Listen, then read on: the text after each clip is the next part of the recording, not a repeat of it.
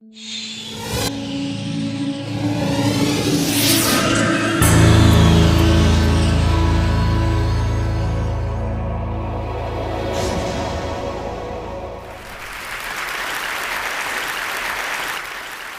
I was 11, I remember waking up one morning to the sound of joy in my house.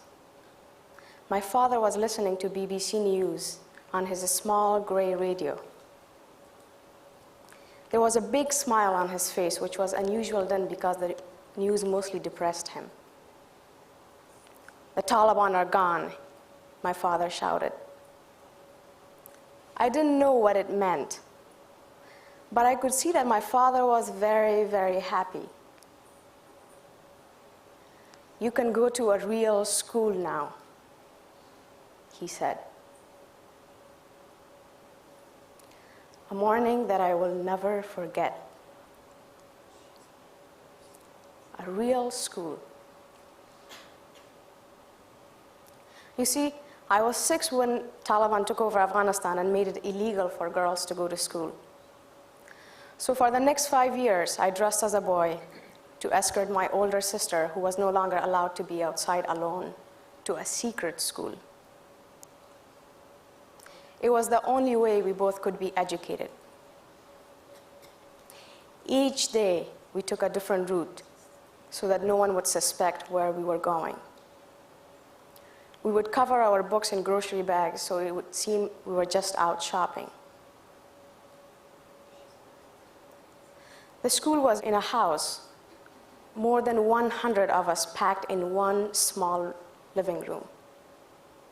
It was cozy in winter, but extremely hot in summer. We all knew we were risking our lives, the teacher, the students, and our parents. From time to time, a school would suddenly be canceled for a week because Taliban were suspicious. We always wondered what they knew about us. Were we being followed? Do they know where we live? We were scared. But still, school was where we wanted to be. I was very lucky to grow up in a family where education was prized and daughters were treasured. My grandfather was an extraordinary man for his time. A total maverick from a remote province of Afghanistan, he insisted that his daughter, my mom, go to school. And for that, he was disowned by his father. But my educated mother became a teacher. There she is. She retired 2 years ago, only to turn our house into a school for girls and women in our neighborhood. And my father, that's him. He was the first ever in his family to receive an education. There was no question that his children will receive an education, including his daughters. Despite the Taliban, despite the risks. To him, there was greater risk in not educating his children. During Taliban years, I remember there were times I would get so frustrated by our life and always being scared and not seeing a future. I would want to quit. But my father, he would say, "Listen, my daughter, you can lose everything you own in your life. Your money can be stolen. You can be forced to leave your home during a war. But the one thing that will always remain with you is what is here. And if we have to sell our blood to pay your school fees, we will. So do you still not want to continue?" Today I'm 22. I was raised in a country that has been destroyed by decades of war. Fewer than 6% of women my age have made it beyond high school. And had my family not been so committed to my education, I would be one of them. Instead, I stand here, a proud graduate of Middlebury College.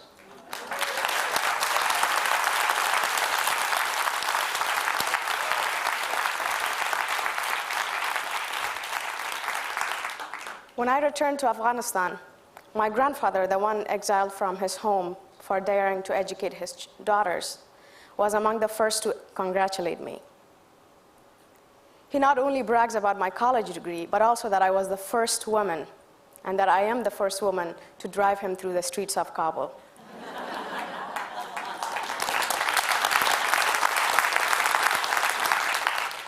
My family believes in me. I dream big, but my family dreams even bigger for me. That's why I am a global ambassador for 10x10, a global campaign to educate women.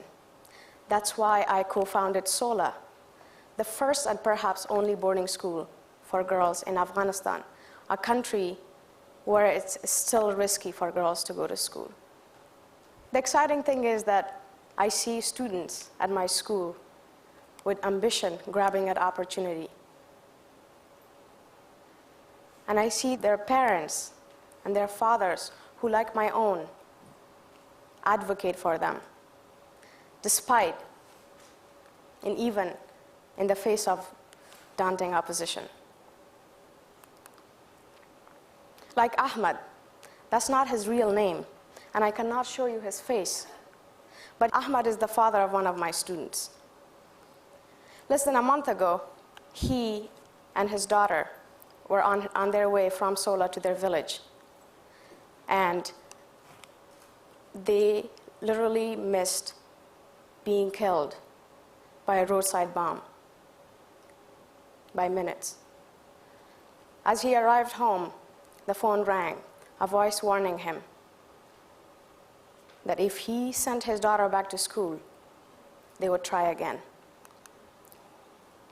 "Kill me now if you wish," he said, "but I will not ruin my daughter's future because of your old and backward ideas."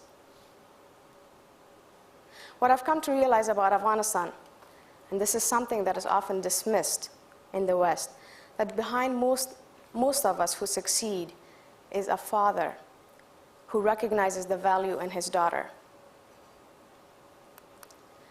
and who sees that her success is his success. It's not to say that our mothers aren't key in our success. In fact, they're often the initial and convincing negotiators of a bright future for their daughters. But in the context of a society like in Afghanistan, we must have the support of men. Under the Taliban, girls who went to school numbered in hundreds. Remember, it was illegal. But today, more than 3 million girls are in school in Afghanistan.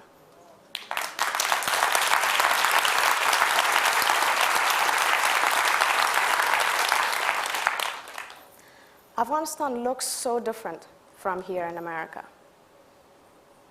I find that Americans see the fragility in changes, a fear that these changes will not last much beyond the US troops' withdrawal. But when I'm back in Afghanistan, when I see the students in my school and their parents who advocate for them, who encourage them, I see a promising future and lasting change. To me, Afghanistan is a country of hope and boundless possibilities. And every single day, the girls of Sola remind me of that. Like me, they are dreaming big. Thank you.